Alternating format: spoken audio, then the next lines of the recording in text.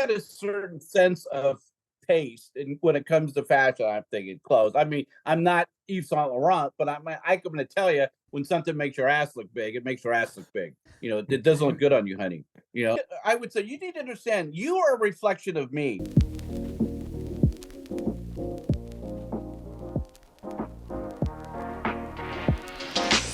Hey guys, welcome back to the Push Podcast. I'm Janelle Copeland. And I'm Edward Copeland, in the house, in the place to be. And we have a special guest today. We do? We do. Oh, My father, Craig Colli. Yay! Dr. Dino from Northern California. We really got to get some Somewhat special effects so we can really show some love. Fan favorite. Back by special request. How many episodes have you been in, Dad? What is it now? This is like the third episode Dad's been in. Like the fourth? Third. Is it? Yeah, it is, isn't it? Yep. Yeah. So we wanted to bring you on today because you are getting ready to, let me just tell the listeners what's going on first. We were talking to you the other day, and you had a story that is my what in the world for this week. So that's why I wanted to have you on to tell your story, which we'll get to in a second. But this episode, we've been having a lot of conversations about like being in a partnership, which you are getting ready to move to New Hampshire to go be with your wife. You guys have been living on separate coasts for the last couple of years. And so now you're preparing for this big move. But this episode for our listeners is an episode that might hopefully get you to kind of question how you are loving your partner potentially in the wrong way. Like you might be showing up for your partner, giving them what you think is love, but it might not be how they want to receive love or support. Right. Doesn't make you a bad person. It's just something to think about, right? It's just something to really think about because, we'll get into a little bit of the context of this. Well, just a little context though. Right. Like we all have someone who loves you to death, but they do things that you don't want them to do. Because they think it's a way to show love. So I'll give you an example. Like my brother Jared, he and his wife are very minimalistic. And they tell my stepmom Robin all the time, like, Mom, don't send anything for the kids. We don't want toys. Like they don't need any of this stuff. And her way of showing love is to send gifts. So she always does what they tell her not to. She does it out of good intention. But like, that's kind of what we're talking about here. When you do that in a marriage, it doesn't feel supportive, even though you're trying to be supportive, right? So we're going to unpack some of that and get to that in a second, 100%. Right? So that's what our listeners can kind of buckle up for. Like, listen, because you might be doing a ton of things that you think are going above and beyond for your partner, but it might not be something that they actually want you to do. And so could be harming your relationship. Yeah. So before we dive into that, Craig Colli. Dr. Dino. Dr. Dino. I don't know why he calls himself that. So I think I got to set this up. So yeah, go ahead. That is Dr. Dino. It's my street name. That's my street name. Yeah. Oh my God. He is getting ready to move across the country. Going to New Hampshire. Yes. Right. Well, why are you moving? Tell everybody why you're moving to New Hampshire and how long you've been supposedly moving to New Hampshire. Well, approximately 20 years ago, this is where I met my future wife when I was living back in New Hampshire. Went back there for a job and, push come to shove, you meet people in the oddest places. And she's a northern New England, girl. And push come to shove, she ended up moving here to California. She stayed out here for 15 years under the premise that at some point we were going to be going back to her home state to live out our, golden years, so to speak. And it just kind of came along a little bit faster than I was anticipating due to some personal things that happened in our life, i.e. jobs. It's a long story in that respect. But so she's been back there now for 2 years without me.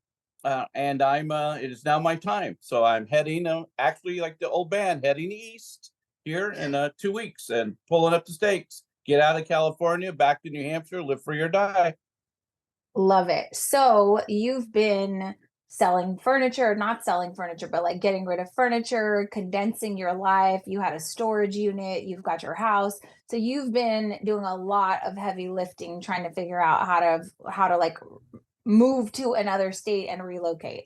I've had 9 months to get ready for this, and I waited for the last 30 days to get off my proverbial tail and get it underway. And yeah, and so I was, downsizing a lot because obviously a big move like this, they pay you per pound moving cross country, and I am Mm. literally moving as far east as I can without going into the water, 3,000 miles coast to coast. So that's So interesting. I didn't know that though. They charge you per pound for everything that you exactly. put on the moving car A truck. pound, because that's how it's all weighed out. They charge you per pound, so they don't care how much space you're taking up. They're concerned, but because you think about it, it's fuel costs. Those big trucks, Mm, it's not how much space you're taking up in their truck, is how much it weighs. Because mm, and so that's the deal. And so you don't want to take back 500 books back to New England, unless they're all first edition, replaceable books. But right, so right. I've been going through deciding for Heather and I what we need, what we don't need, because she left a lot of her own stuff behind. So needless to say, there's been some intense conversations of what I know she needs, which I do kind of. I know better than what she needs than she does. So I'm just that type of person. So yeah, so we're gonna jump into that. Yeah. But Yeah, I you want had to an know what you you so vetoed. you A letting us lot of know. stuff. So Yeah. Okay. You've been letting us know about a lot of things you've been trying to give away, which kind of led us to this what in the world. Right. So my what in the world is the fact that you had these 4 bar stools that you wanted to give away recently. good And I story. want you Good to little share the story. story. Go ahead. Okay, so the story is we have 4 nice bar stools, and not just little, like this round stool you sit in a bar. It's nice back. These were nice things we bought at Pier 1 5 or 6 years ago. I didn't feel like it was cost effective enough to take those back. So I put them out in the front lawn free with explicit instructions: take 2 or take 4. Just don't randomly. Yeah. So lo and behold, You uh, put a sign an hour though, into it, a nice little with a sign, a big bright pink sign in big full black felt pen. It was very and it obvious says what my free, intentions were. take 2 Free, or take 4. take 2 or 4, please. Yeah. I figured that was pretty self-explanatory for the average person, but as we know, the average person is not too bright. So that being said, late, an hour into it, a nice young lady pulls up, nice little 4-door sedan. She's able to get 2 in there, and she takes off. I didn't think she was going to come back, and I'm sitting in my house looking out the screen door at the other 2 remaining, and I see this young man pull up, and he gets up and he opens up his latch of his car and he shoves one in there, and he's getting ready he's walking away. I'm like, I jump up, like, hey, whoa, whoa, whoa, what are you doing? It says free. I just need one. I'm like, dude, can't you read the sign? It says take 2 or take 4. There's 2 here, so you need to take both of them. Well, I don't need 2. Well, then don't take any of them. Who needs just one? Well, I do. Well, you are the rarity. And so I'm over there. I said, open your car. I'm taking this. What? I said, give it back to me. 2 or 4. What don't you understand? And we're in the street having this disagreement. He's looking at me like I have 4 heads. I'm like, dude, give me the chair back. So I take it back. He leaves. I know he was probably cussing me under his breath, but I was like, what don't you understand? Take 2 or take 4. There's 2 left. That means take 2, And so he got it out of his car, and lo and behold, that young lady who took the 2 earlier came back, and she goes, oh, there's 2 other ones. Are great. Good. Okay. She took them, and she was happy as a clam. Oh my God. I said, you're the only person I know trying to give away free shit and then asking for it back because they didn't follow proper instructions. Well, there are parameters on it. Like nothing is free in this world, right? Oh my gosh. So, You said, who the hell's going to want 1 bar stool? Then Right. that's going to become my problem. Take 2 right, then or everybody take says- none. He goes, well, I do. I'm like, well, you are the rarity. Okay. I'm not going to be stuck here taking 1 bar stool to the Goodwill. The No, I dump, need yeah. 2 or, so he left here. I know he was pissed off, but it's like, okay, whatever, Yeah. needless to say. Okay. So then it gets better because a couple days later, you take this giant box of books that weighs like 100 pounds to the local my God. bookstore. Tell Yeah. us that. So I go on recommendation to the local used bookstore, Tom's Used Books, downtown Lodi. Nice little indiscreet bookstore. And I'm thinking of something I'm going to walk into, and it's going to look like The Hobbit or something. This real cool little bookstore with all these nice books. This guy's got all kinds of paperbacks and just, my crap books that I would be surprised to find in a store. Something you buy at the checkout stand at the grocery store. And I've got some nice hardback. I've got nice selection of books. My son reads well. My son-in-law reads well. We're pretty, good, prolific readers. So I went there with a couple trilogies of Roosevelt's, and there's a lot of different stuff. And so I lug this 60-pound container of books. I can't pull up in front. I stop in front, turn on my blinker. Some lady honks the horn at me because she can't get around. So I go around the block and I have to park. So I lug this thing in. I'm huffing and puffing, and Tom comes out of nowhere, and he's kind of lackadaisical. I said, "Hey, buddy, I'm here. I got some books." And he actually kind of pushes his foot on the tote container, kind of pushes it out of the way a little bit, like he's not interested in whatsoever. I'm like, "You do take books, right?" And he's like, "Well, yeah, I do." I said, "Well, I've really got a nice selection here for you." And he goes, "Yep, I don't think today." No, he said, "What?" I don't He think goes, "Yeah, I'm I don't feeling think so." these. Oh, yeah, that's right. I'm not feeling these. And I'm like, "What aren't you feeling?" He goes, "Well, Catcher in the Rye, A Prayer for Owen Meany. These books I've had." He goes, "Yeah, I don't know. Those aren't really going to work for me." I'm like, "I just lugged these things a block and a half. I am not taking these things back to my car. I'm not looking for any store credit. Just take these books." And he goes, "Well, let me take a look." And he goes through and he finds a Harley Davidson book. He goes, "Oh, this sounds interesting. I guess you own the motorcycle, huh?" I said, "Yeah." Why? He goes, "Oh, okay, I changed my mind. I'll take them." I mean, thank you, Tom. It was So he says Catcher in the no to the Rye Hemingway and books, To no Kill a to Mockingbird. Right, Yeah. Hemingway. Yeah, For Whom the Bell Tolls did not interest Tom, but this piss poor Harley Davidson book he was interested in. So thank God Tom took him. But once again, I walked out cussing under my breath. Is like, once again, giving shit away, and it's just like, an ordeal Everyone's for got me. parameters. Yeah, I you know, can't. but I think Jesus has got just a plan for me. He, when I come to me doing something like that, he always has tested me. He can't make it easy for me. It's just always got to have some sort of confrontation on whatever level. Yeah. I don't know. I don't know if it's Jesus, but I think it's great. I think it's funny. It sounds like giving away things is become a lot harder in 2023 than in prior years. I don't know. What do you think, Dad? I feel like you just have People are rules. just Well, I've not given away a lot of stuff previously, but it seems to me if this is what it was like, yeah, I would, yeah. It's difficult. People are very demanding, even though stuff is free. It's like, what am I missing here? Well, I think that You're you had taking it you for had nothing. conditions. You're asking me to deliver it. What are you talking about? I will So, say I don't I know. get that. Like I had this very expensive KitchenAid mixer, like a commercial mixer from the bakery that I had a garage sale, and I said the mixer's not working, but you can take the mixer and it's got all the paddle, the attachments, the bowl, all the stuff. And I look over and this woman's like taking all of the attachments but leaving the mixer.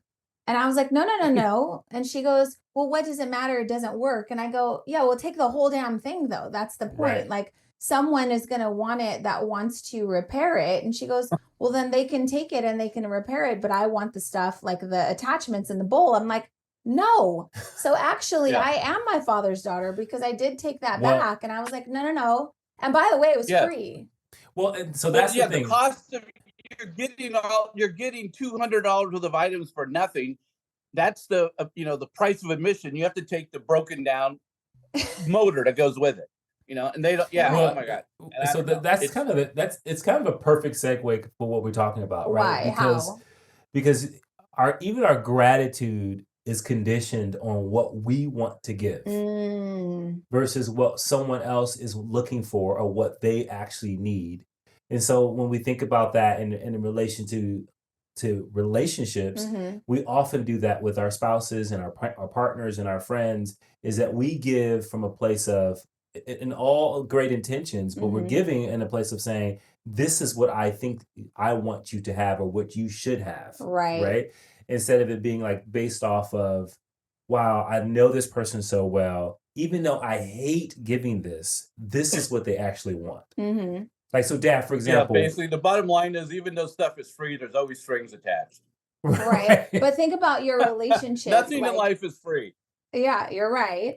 But think about your relationship, because it's interesting. Like, I'm reading the Jada Pinkett Smith book right now, and I've already read the Will Smith book, but their relationship's interesting. You've been married almost 30 years, you're separated, you go through problems, whatever. One of her biggest gripes in the book is that Will's amazing. He's over the top, he's very generous, and he goes over the top for her with all the stuff that she does not want. She literally did not want him to buy her a house on a lake. She did not want him to throw her a birthday party every single year. Like, she wanted just him. She wanted his love. She wanted his attention. And so for 30 Him to years, slap Chris Rock. she did not. But that's like kind of the point, is that like he was looking for gratitude. Like, can't you just be happy? Like, I'm providing you this life. And she was saying that she was so unhappy that she was in a position to not even give gratitude because he was just missing the mark so much. Right. And that's kind of the point of this. So tell the story about how the guy comes home from work, sees the kids, his Right. wife. Okay, tell that story, and then Dad will understand, and then we'll jump in and have a conversation about this. Right. So I'm reading this book. Is called How Will You Measure Your Life? And so Good title. What he's doing in the book is he's taking business situations and principles and applying it to your actual, like, your life outside of your business, and basically his argument is that many of the things that we talk about in business are to be true in life, right? And so in business, there's a job that needs to be done, and that is what creates a product of some sort, right? I have a need, and I buy the thing to solve the problem for my need. Okay. Right. And so that's kind of giving you Right. the context. Now, what he moved to is the place of saying there's always a job that needs to be done in the relationships and within your life. The key is actually knowing and understanding the people in your life, like your spouses and your friends, and understanding the thing that they truly want, not what you want to give. For example, if I'm an entrepreneur and I have a business and I love making, belt buckles, for example, and I say, this is what I want to sell, but I have not looked at the marketplace to see if anyone wants it, right? Or if there's a need. And so I just create something that I think other people want. And then I wonder why no one wants to buy So it. the business is not successful because you built the business based on something you wanted to sell, not something that someone actually needed. Right. So you didn't come from a place of saying, here's a gap in the marketplace, and I'm going to create something that fills that gap. Well, in a relationship, it's very much the same. There are things that our spouses and our partners are looking for that we have to step up and do that job. And so the author goes through this story and says that he had been away at work all day, and his wife was a stay-at-home mom. And so she was with the kids all day, and the normal routine is he got home and they were getting ready to eat dinner together. Pause. I want my dad to really pay attention to this, because I want you to think back to when you were raising, small kids, and Robin was a stay-at-home mom. And, sometimes the kids, I'm coming from a mom's perspective, like some days they wear you the hell out, right? And so this was one of those days where you come home, the house is in disarray, the food's not made, it's dinner time. You might have had a long day at work, but she obviously had a really long day with the kids, and maybe they were unruly. So this, in the story, the guy walks in. So the guy walks in, and everyone's disheveled. The house is disheveled. The kitchen's a mess, and there's no food being made. So there's no dinner being prepared. So the husband comes in, and I thought, what a great husband. He walks in and he goes, he says, as he's narrating the story, it looks like my wife had a tough day. Let me step in, and I'll clean the kitchen, and I'll start dinner with the kids. So pause. That right there, like some women would say, oh my God, that's so helpful. Right. And I know my dad, you've probably done that before, right? You come in and you just go, hey, I'll make dinner. Have you done that? 100%. Yep. Okay. So then listen to what happens. Definitely. So he goes in and he, starts dinner. He cleans up the kitchen. He starts dinner. He starts to, make sure that the kids are all taken care of. And then the wife comes out as he's making dinner and cleaning the kitchen. And so she proceeds to start crying. Well, she proceeds to start helping. And then at some point she just walks away again. And so he thinks, what's going on? Right? Mhm. What is really going on here? And so he basically chases her down and says, hey, honey, like, what's going on? Mhm. And she said, I've had a really rough day. And the last thing I needed you to do is to make me feel guilty that I didn't fulfill my obligations because I had a really rough day. So you stepping in is not what I needed from you. I have been home with the kids all day, and I honestly just wanted you to connect with you because I just have gotten to a place where I don't want to talk to kids anymore, Mhm. and I'm overwhelmed. Mhm. But you stepping in and doing those things made me feel less than at that time because you made me feel like, oh, I can't do these things, and so he had to step in to do it. So in some cases, people will hear that and go, "Well, how was he supposed to Well, I know?" want to know what Right? my dad thinks. But she said, if you would have come in here and said, honey, looks like, you had a tough day, what do you need from me right now? She said, I would have told you, I just wanted to talk to you. I just Mhm. wanted to tell you about my day. I wanted to tell you how hard it was. And we could have figured out dinner and cleaning up later. But you stepping in, now I'm overwhelmed with guilt that I didn't do these things. But what you thought I wanted, because that's what he said. What I thought in that moment, she wants me to step in and do these things. That's Mhm. why she didn't do it. But what he didn't realize is that she wanted something totally different. Mhm. What do you think, Dad? I think 35 years ago, I would have screwed up and probably bitched at her like, "Oh, Jesus Christ. You know what? I'm come home. I'm working all day. I see the blah, blah, blah. And now I'm doing this. And now you're making it about you. Blah, blah, wah, wah, wah, wah, wah." So I would have, But I would have reacted incorrectly.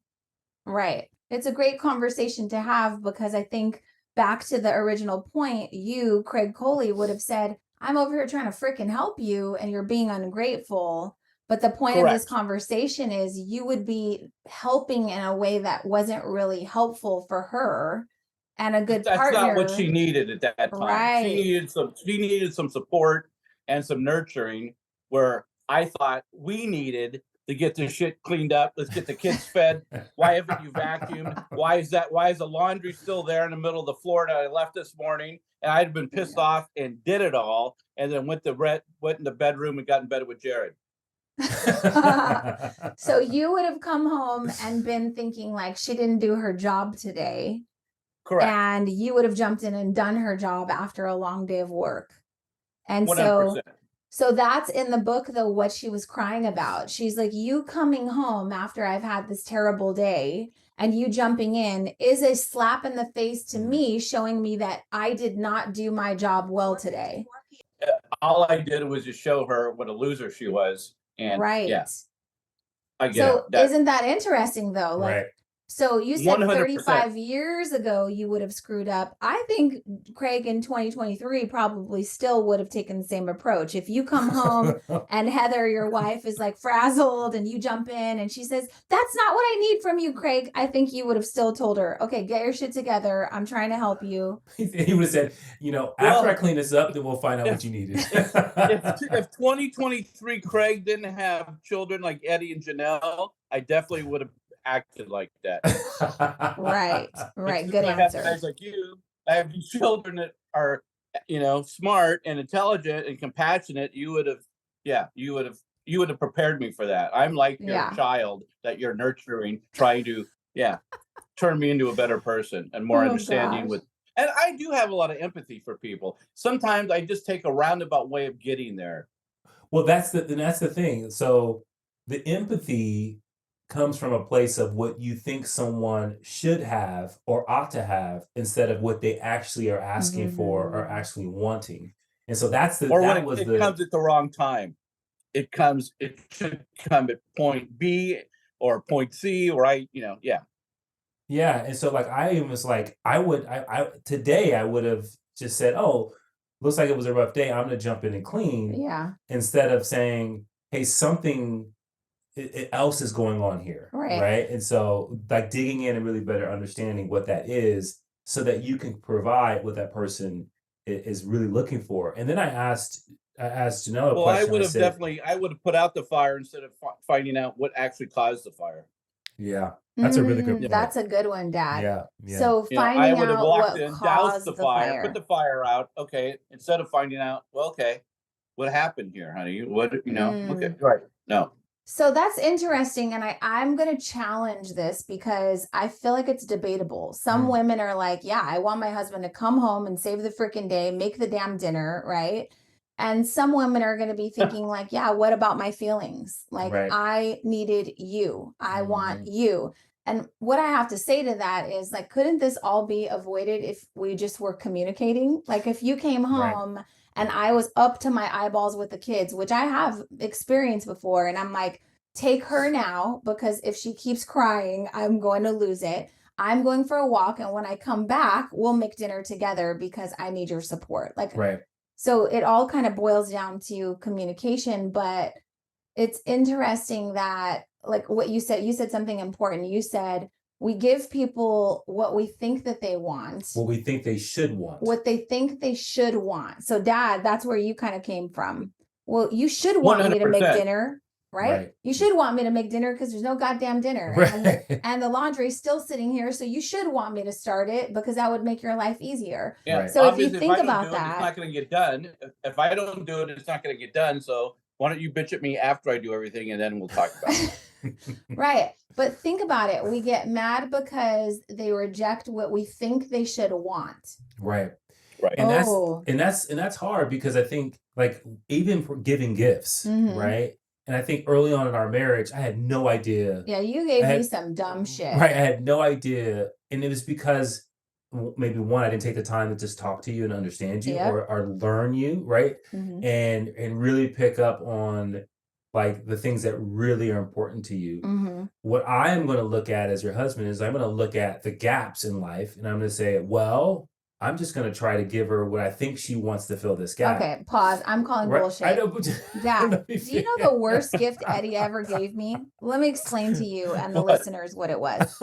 One day for Christmas, I open one Christmas at the beginning of our marriage. Yes. I opened this gift, and I shit you not, it was this like container that collapses.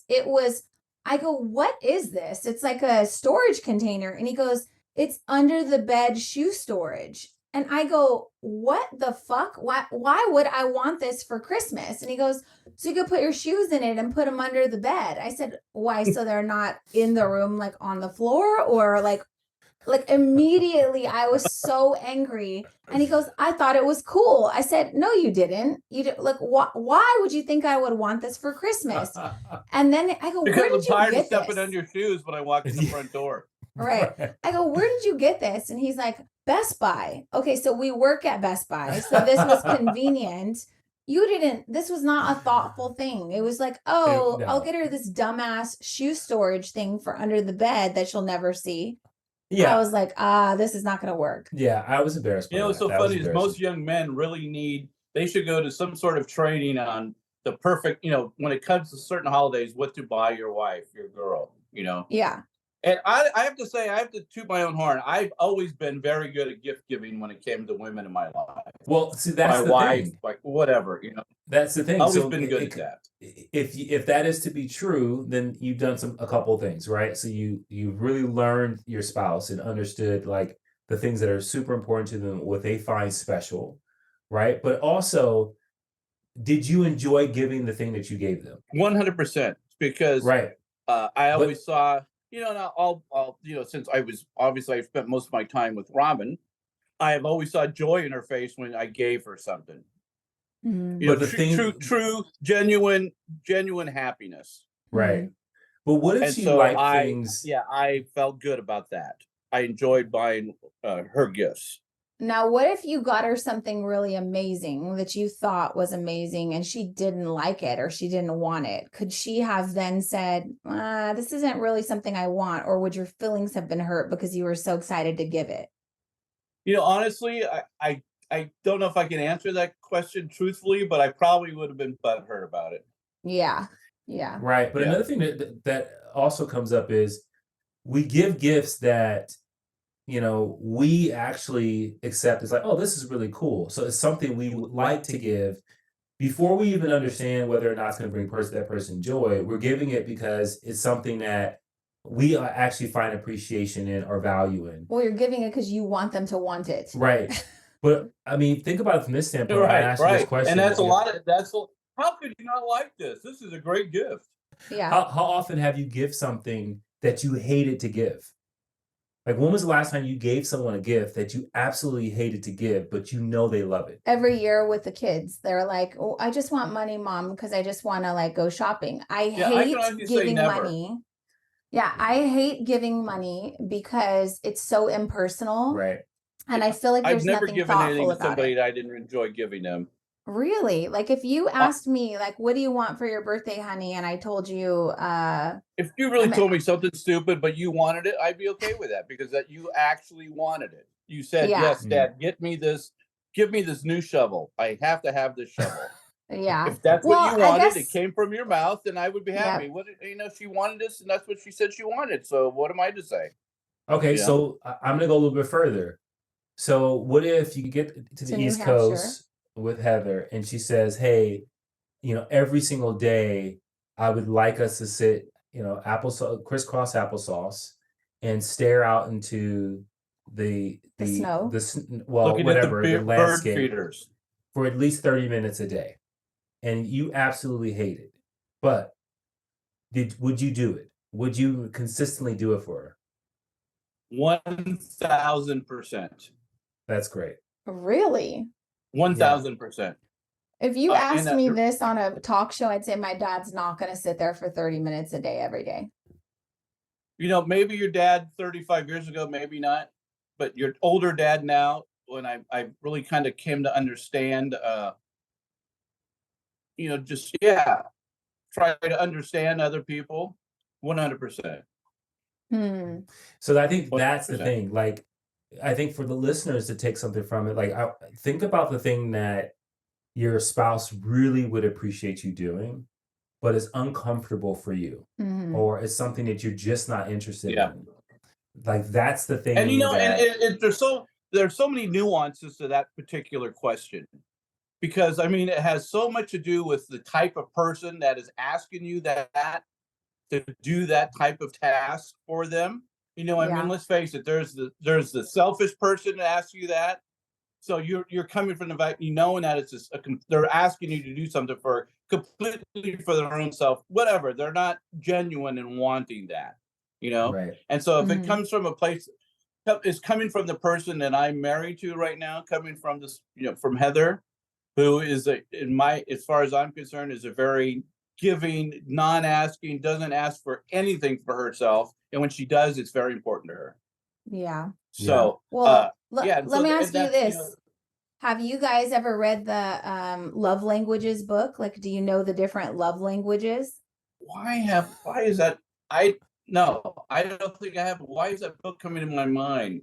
Did I just? Because I think Did I we've talked just read about it that and try to order before. that book? I think we did. I tried to order it and it was sold out or something. The Well, 5 I'm gonna send you love one. languages, right? Yeah. So the 5 love languages are, there's actually, is there 5 or 7? Let me see. So I there's thought there were 5. words of affirmation. That's like, obviously compliments, making someone feel really special.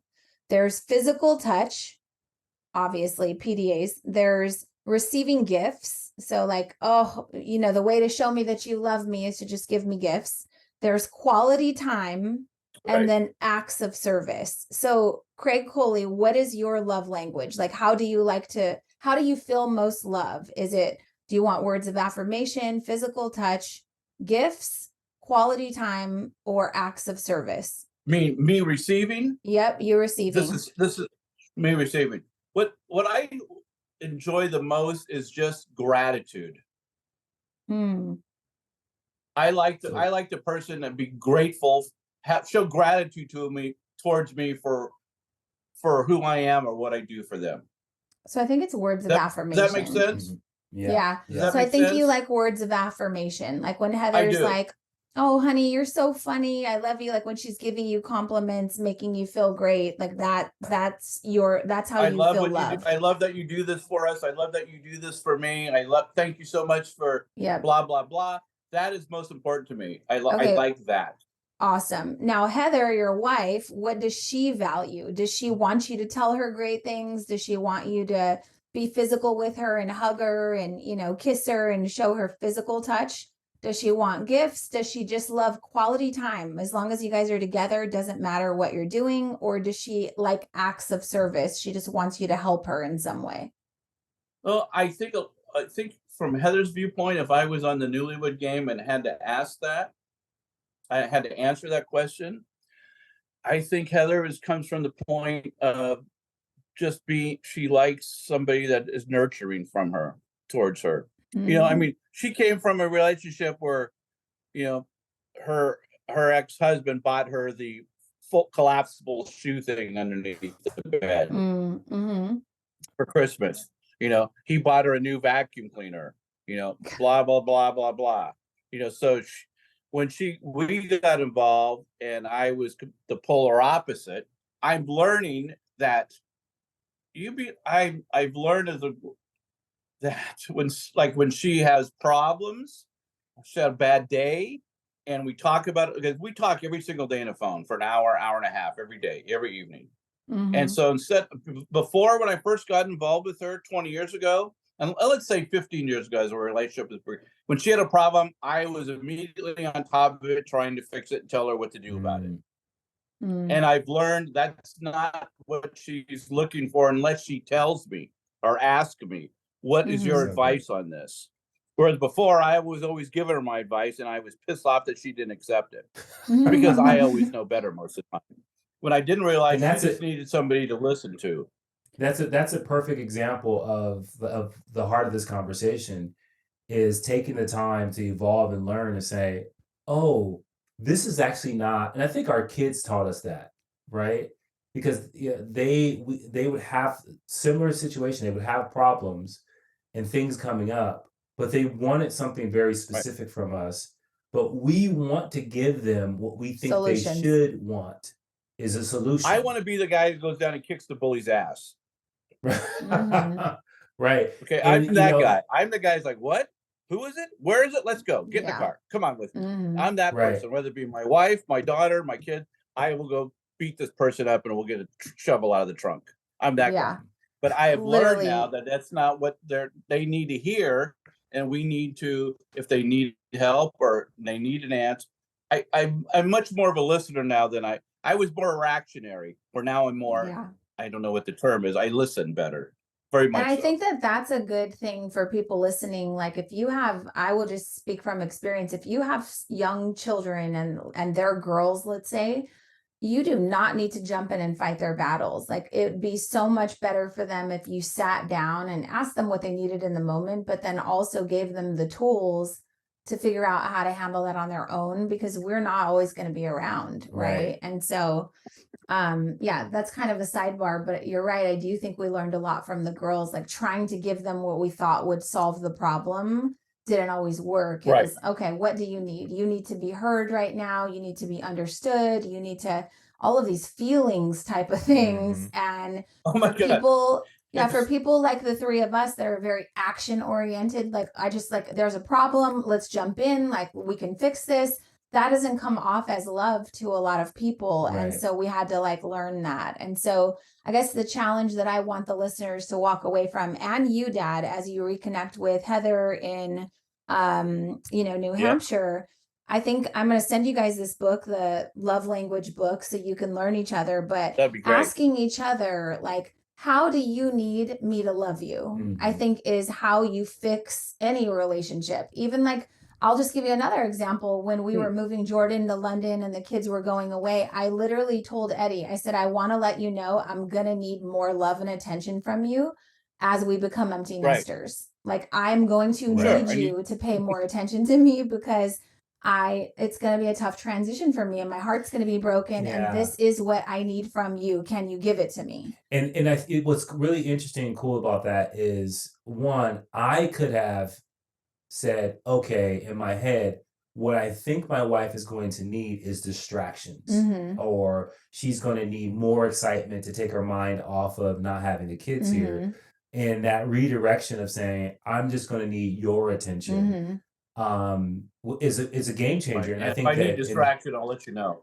Right. But I think that that's another part of one, on two fronts. make sure you're telling and communicating with your spouse what you think you need. Mhm. And then if that is not what you need and something is different, then make sure you communicate that there needs to be an adjustment, Right. because sometimes in an emotional state, you think you need certain things, but actually you misread your emotions, or you misread what you needed and you need something different. You got to be open and communicate with that. And I Mhm. think the other person on the other end needs to be ready to ask, but also be ready to adjust and shift, because during emotional times and transitions, people can change. Mhm. And so what someone needed a year ago or 2 years ago or 5 years ago may be different than what they need now. Yeah, so I think that's a good kind of homework assignment for you, Dad, is like as you reconnect with Heather, because you guys have been living separate for the past 2 years, like, Yep. getting with her or sitting down and just saying, like, you guys are both used to living separately now. So what do we need to do to come together? And like, what do you need, honey, to be happy in a day? Like, she might say,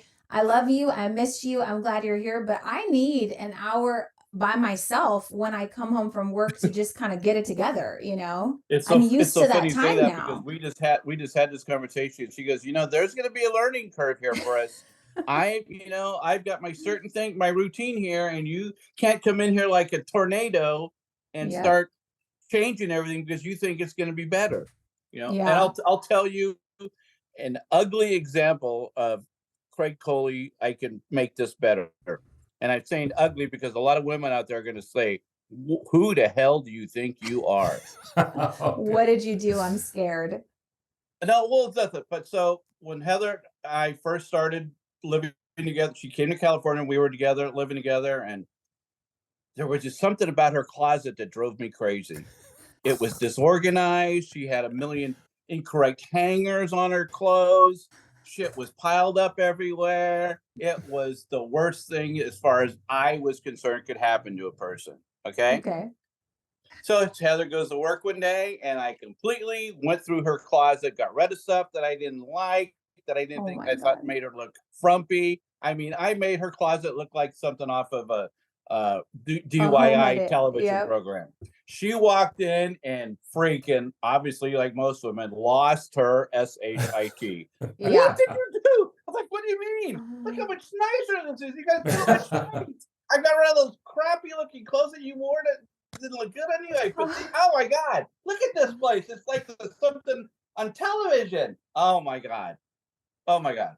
And she goes, I can't believe you actually had the nerve to come in and just do that. I'm like, Yeah. well, I would it lose my actually shit. need. Oh my God. And so, I mean, that was the Craig Coley of that 15 years ago with her. I was trying, everything how she did things were just, oh my God, you can do so much better here. Let me just help you.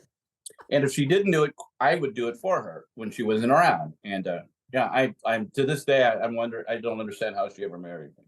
Oh my But God. That's a great story. Yeah, definitely. If you ever threw my stuff away, I would lose it. He said, I got rid of clothes. I I thought you were got just rid of the stuff that made reorganizing. you look frumpy. Oh I got rid no, of the I would look at outdated something. I'm stuff. like, you know what? I really, this stuff is outdated. You're in California now. Okay. You're no longer living in northern New England. We don't need this. You don't Oh need my this. God. Yeah, this looks a little baggy on you. Let's get rid of this. Okay. So Yeah, that's not a so good much. question, though. Like, this is a separate conversation, but is it okay for you to say, I think you should throw that out? It's not very flattering on you. I think that is an amazing piece of honesty. I think it's, Yeah. I mean, like if I'm wearing something and you go, and you probably, Oh, you have no I'm gonna problem tell telling, you. yeah. Yeah.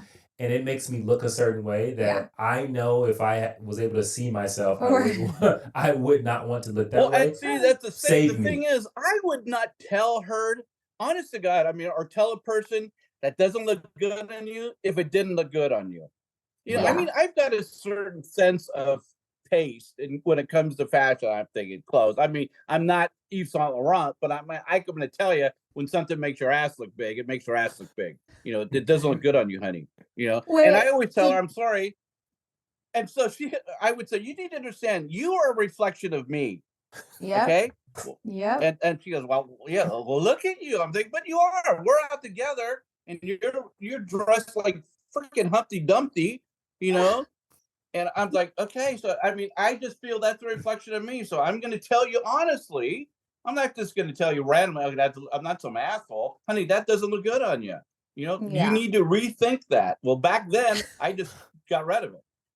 Now I'm much more Oh my empathetic. gosh. Do you know, Dad, a couple months ago we were where were we? Nordstrom Rack, and I found these tennis shoes and I tried them on and I was like, "Oh, I think I'm gonna get these, honey." And he goes, "Yeah, okay. I mean, if you're okay with the way that they look, then." And I said, "What?" Oh, And he goes, nice. he literally looked at me and he goes, "The way they look doesn't bother you?" And I was just like, "Okay, I'm putting them back."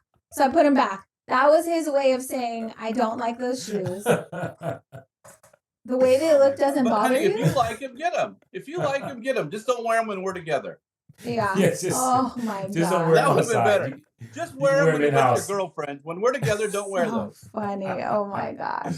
Well, I hope our listeners got something out of this. I think that, it's going to come down to communication, just asking others that you love, like, what is it that you need in this moment? How can I support you? And I don't think that we do a good job of that often. I think we give people the No. things we want them to want. For the most I part. did this for you because I wanted you to want it. And why don't you want it? Like, Right. something's wrong with you then if you don't want it. And Right. you should be grateful. Right. And that is not the right way to approach the people that you love, because you don't No, know because what I used to people really approach need. everything like that. I used to approach that's how I dealt with stuff. I just fixed it like that. Our relationship So- would be great if you just listen to me. Okay. That was my Yeah. forte. Just listen to me and our relationship will be fine. Well, I Yeah. hope you and Heather have a and you know, chance that's to the first- I'm gonna- reconnect and it's better. Like, I hope this time around you I'm going to take talk the to her time. tonight. Yep. As soon as we get off the phone or this here, I'm going to call her and ask her that same question right out of the gate. What do I need to do to be better for you? Or, And to then make- ask what do you- her, I'm going to text you the 5 love languages, and I want you to ask her what she thinks her love language is. Because when Eddie and I found this book years ago, I immediately knew that I was loving Eddie the wrong way. Like, he loves physical touch. And I, at the time, was like raising kids and, juggling a business and had a career. And like, I just didn't take the time to like slow down to actually love him in the way that he needed me to love him. I was like, and because my love language, Dad, is acts of service. Like, if you want to do something to show me you love me, do the fucking dishes, take my car to get washed, Right. grab a kid, like, make my life easier. To me, that's how you show me you love me to this day. And so, Right. And the consequences of not doing those things or learning those things on the extreme end can feel like being unloved. yeah. Right. And so if the person doesn't articulate, and I didn't have the language to say, Right. hey, you resting your hand on my shoulder, or you giving me a hug, or you touching me makes me feel loved. And when you don't, even though I did not communicate with you, it makes me feel unloved. Mm-hmm. That's the extreme part. And that's where I think people really get into this messy place, because one person's not communicating that this is what I need to feel loved. And another person is like, I don't even know. And they're only giving you what you should have. Well, I remember right? asking you full of resentment. Well, if you could just help me, like, if you could just do something, and then it's like, okay, fine, I'll just do it myself. Right. And so all I wanted Yeah. for you to show me love was to make my life easier, but I wasn't able or mature enough to articulate it at that time. Right. And so I think that You know this what's so book is really interesting? important. What's so interesting is I've always been somebody, I was in my marriage, I was always somebody, I had no problem with coming in, cleaning the house or getting a car wash for her, make sure it was filled up with gas or whatever all the time. That was the thing. I enjoyed doing that for Robin. Mm-hmm. And then now as I've gotten older and things have changed, I'm in a new relationship and what have you.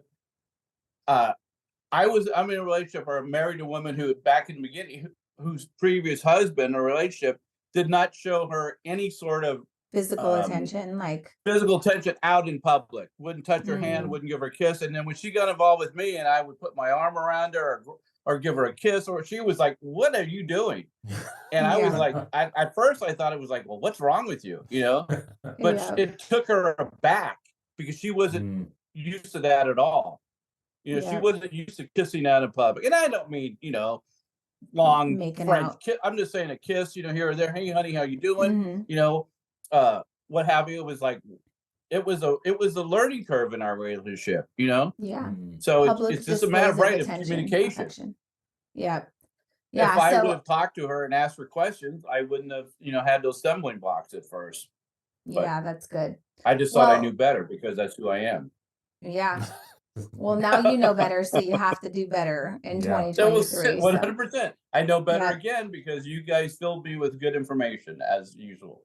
well, good. So I'm happy to reparent you, Dad. I love you so much, Oh I God. love and I it, hope baby. that. I need your guys' parenting. I love all of our Oh all my the knowledge gosh, you give me. I get off the phone it's with you guys, and it's just like, oh my god, I can conquer the world.